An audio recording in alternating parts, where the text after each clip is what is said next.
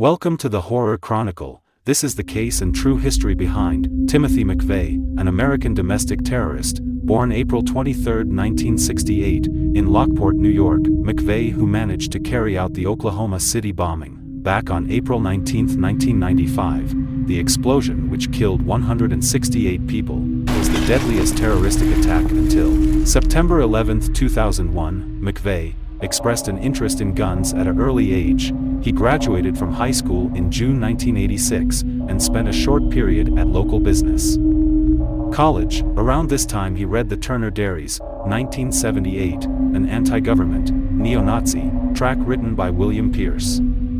The book, which details the truck bombing of the Washington, D.C., headquarters of the Federal Bureau of Investigation, FBI, fueled Mcveigh's paranoia about a government plot to repeal the Second Amendment of the U.S. Constitution, which guarantees the right to keep and bear arms.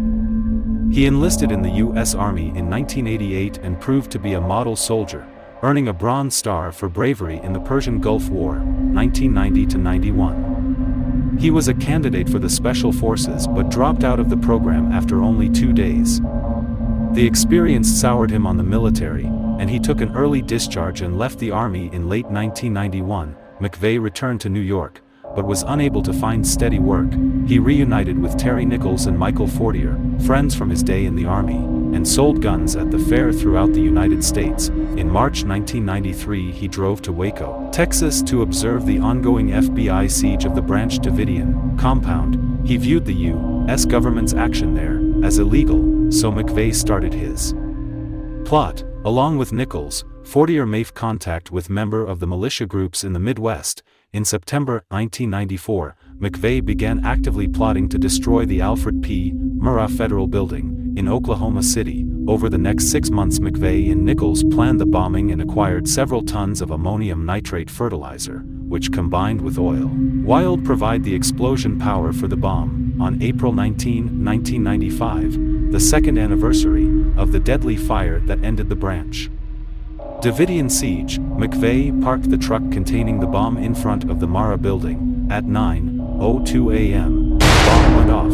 tearing off the front of the building, killing 168 people and injuring more than 500. Slightly more than an hour later, Mcveigh, driving a Gateway car that he and Nichols had placed a few days earlier, was pulled over by an Oklahoma State police officer for a license plate violation. When the officer discovered that Mcveigh was illegally carrying a concealed handgun, he was arrested and held in jail, pending a trial on the gun charges. While in custody, Mcveigh was identified as the primary suspect in the Oklahoma City bombing. 2 days after the bombing, he was then taken into federal custody, and Nichols turned himself into authorities. The two were indicted in August 1995. Attorney General at the time, Janet Reno, stated that the government would be seeking the death penalty against both. Mcveigh month-long trial began.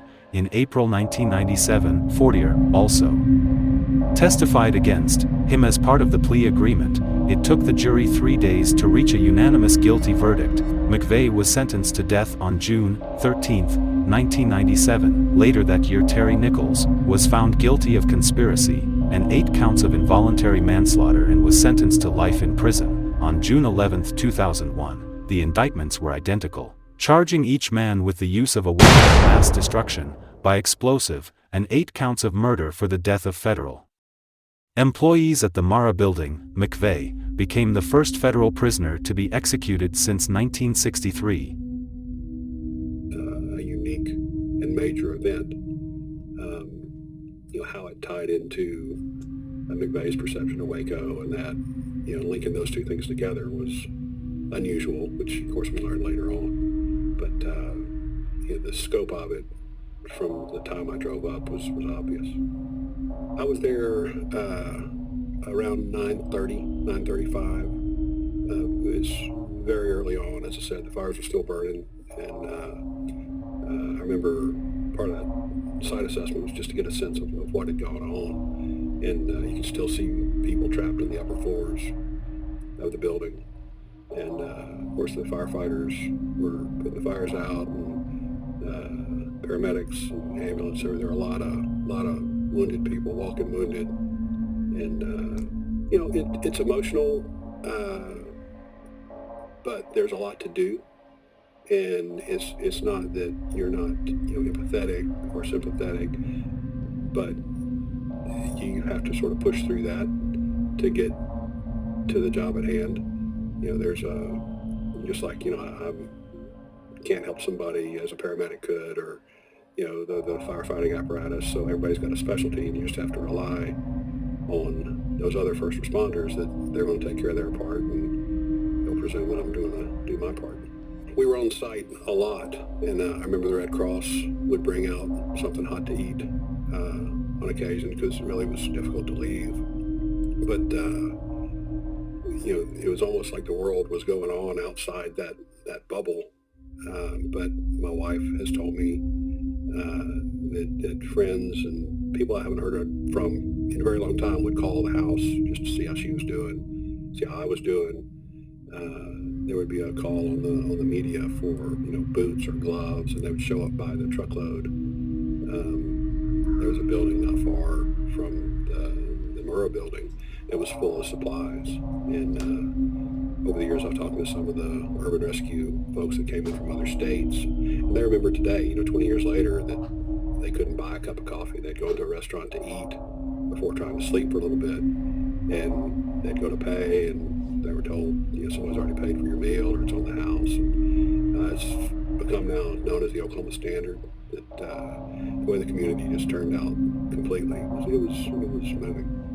People are used to these 1-hour television shows where they solve complex crimes. This was just not the case. This involved 1,008,000 man-hours. I think it was 1,400 people working about 840 days to come up with the volume of information that went into the case. Looking back over 20 years, it was a very thorough and protracted investigation. I made 3 trips to Denver during the trial. And all this, it's hard on your family, it's hard on the victims, it's hard on everybody. I'm proud that things worked as they should. The system was followed. Everybody got a fair trial, and the jury did their job, the judge did his job. So things worked. Timothy Mcveigh was executed on June 11, 2001. This man was pure evil. It's been 28 years since the Oklahoma City bombing. It remains one of the deadliest acts of domestic terrorist in U.S. history. I'm Mr. Blaze. This is the Horror Chronicle. If you find this type of content interesting, subscribe and hit the bell.